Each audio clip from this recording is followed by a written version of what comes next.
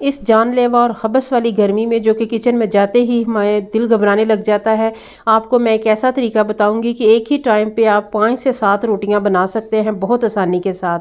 बेहतरीन रोटियां बनेंगी और इसके अलावा आटा गूंदने की ऐसी ऐसी टिप्स आपको बताऊंगी जो इससे पहले आपने ना देखी होंगी ना सुनी होंगी।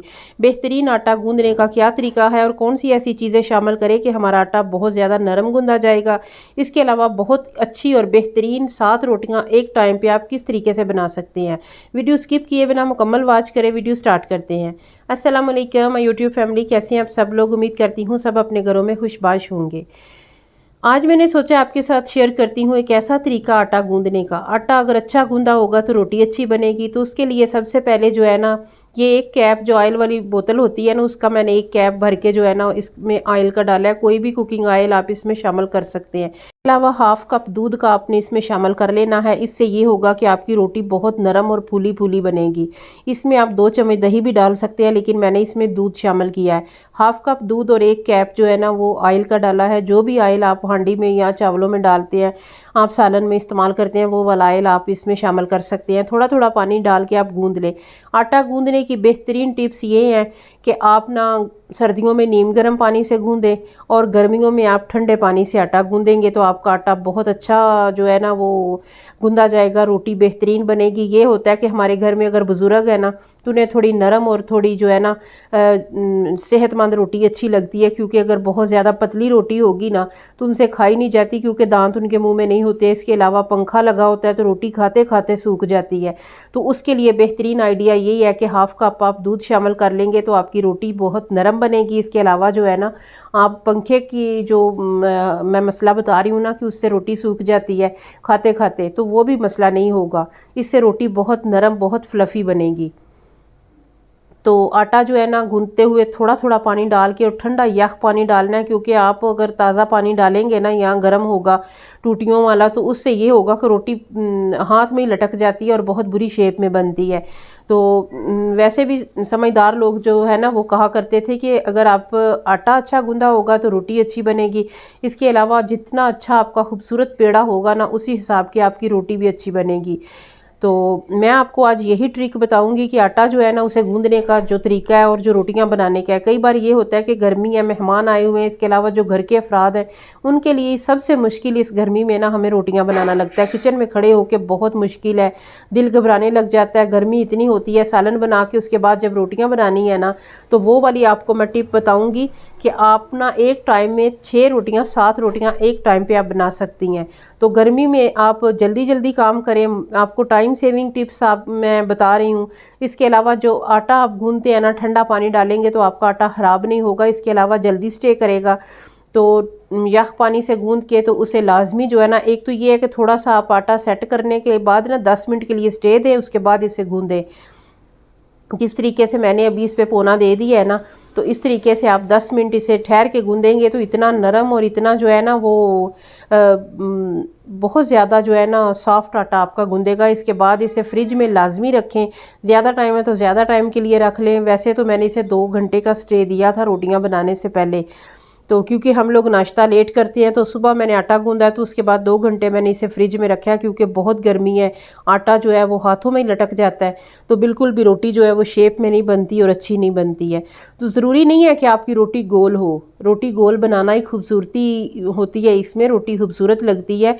लेकिन ना बने तो फिर क्या करें, कोई बात नहीं। जैसे जैसे आप बनाएंगे आपको प्रैक्टिस आती जाएगी, रोटी गोल होती जाएगी। लेकिन शुरू में जो है ना किसी से भी रोटी गोल नहीं बनती है। मुझसे तो अभी तक नहीं बनती है, तो किसी की क्या बात करनी है। तो ये है कि रोटी तो खानी है ना, तोड़ के ही खानी है। तो जैसी भी है बस ये है कि अच्छी बनी हो। आटा आपने अच्छा गूंदना है, पेड़ा आपने अच्छा करना है। अब मेरा आटा गूंद चुका है, बहुत ज़बरदस्त और नरम मुलायम आटा गूंदा है। तो ये मैंने डब्बे में डाल के, तो इससे मैंने 2 घंटे के लिए फ्रिज में रखने से आटा जो है ना वो बहुत अच्छे से सेट हो जाता है।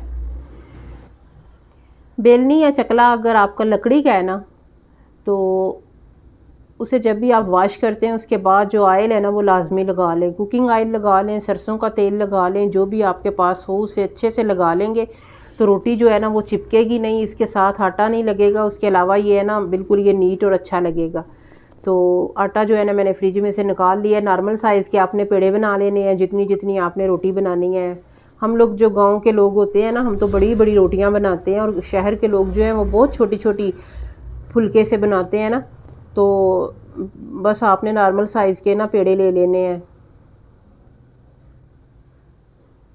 कई बार ये होता है कि मेहमान आए हैं या फिर गर्मी में कुछ अफराद ज़्यादा घर के होते हैं, तो रोटियां बनाते बनाते एक एक करके रोटी जो है ना हमारा अपना हशर हो जाता है। तो ये तो डेली काम है ना, रोज़ाना का काम है। तो जब भी आपने फुलके बनाने हैं तो आप इस तरीके से बनाएंगे तो आपके थोड़े टाइम में बहुत ज़्यादा जो रोटियां हैं ना वो बन जाएंगी, और गर्मी में आपकी जान छूट जाएगी। पेड़े को अच्छी तरह फैला के उसके बाद इस तरीके से आपने ना उसे बेलना है हाथ से।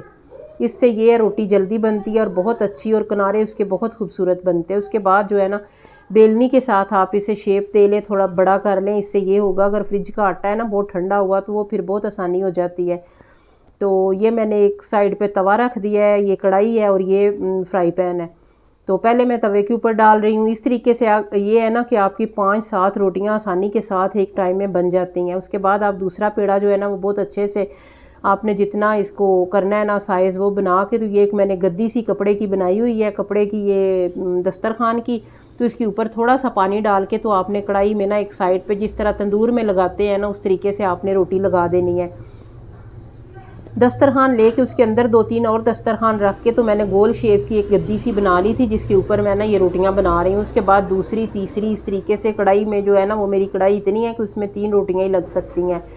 तो ये 3 रोटियां हम इसमें लगा के उसके बाद चौथी जो है ना वो तवे पे डाली है, और 5वीं हम फ्राई पैन में डालेंगे। 5 रोटियां एक टाइम पे बन जाती हैं। और अगर आपके पास बड़ी कढ़ाई है ना तो उसमें 5 रोटियां भी कढ़ाई में, और 2 बाकी चीज़ों 7 रोटियां एक टाइम पे बना सकते हैं। उसके बाद हमने कढ़ाई के ऊपर दे देना ढक्कन, उसकी लिड लगा देनी है। और ये वाली रोटी बेल के तो मैं ना फ्राई पैन में लगा रही हूँ। तो फ्राई पैन भी मेरा नॉन स्टिक था, तो ये चिपकती बिल्कुल नहीं है रोटी, और बहुत अच्छे से इसमें बनेगी। ये बहुत ज़बरदस्त तरीका है, जल्दी जल्दी आपकी रोटियां बन जाएंगी और बिल्कुल भी आपको कोई मसला नहीं होगा। तो ये मैंने घी वाली बनाई है अपने छोटे बेटे के लिए, वो बहुत जल्दी जल्दी मचा रहा था।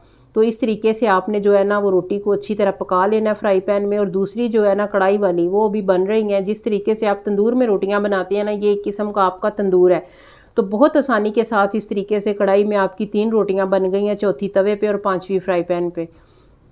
एक टाइम में 5 रोटियां बनाएं, और अगर आप घर के 10 रोटियां भी आपने बनानी है ना, 5 अफराद हैं, तो भी आपकी 2 बार में आपकी 10 रोटियां रेडी हो जाएंगी। तो बहुत अच्छी और बहुत ज़बरदस्त किस्म की रोटियां जो है ना वो हमारी रेडी होंगी। तो ये देखिए कढ़ाई में जो है ना वो हमारी रेडी हो चुकी हैं तकरीबन, थोड़ा सा इन्हें रह गया है। तो बस ये 2 मिनट लगेंगे और ये रोटियां भी हमारी रेडी हो जाएंगी। इस तरीके से आपने रोटियां बनानी है, जितनी भी बनाएंगे आसानी के साथ बन जाएंगी, और गर्मी और हबस से आपकी जान छूट जाएगी। उम्मीद करती हूँ मेरी ये वाली टिप्स आपको पसंद आई होंगी। थोड़ी सी भी वीडियो अच्छी लगे तो वीडियो को लाइक करें, प्यारा सा कमेंट दें कि आप मेरी वीडियो को कहाँ से वॉच कर रहे हैं। इसके अलावा चैनल पर नए हैं तो चैनल को सब्सक्राइब करना बिल्कुल भी मत भूलिएगा। ये नॉन स्टिक कढ़ाई है, इसमें रोटी बिल्कुल भी चिपकती नहीं है, ख़राब नहीं होती है, और बहुत अच्छे से जो है ना वो रेडी हो गई थी, और बहुत प्यारे हमारे फुलके इसमें तैयार हुए थे। फिर मिलेंगे इंशाल्लाह एक नई वीडियो में, तब तक के लिए अल्लाह हाफिज़।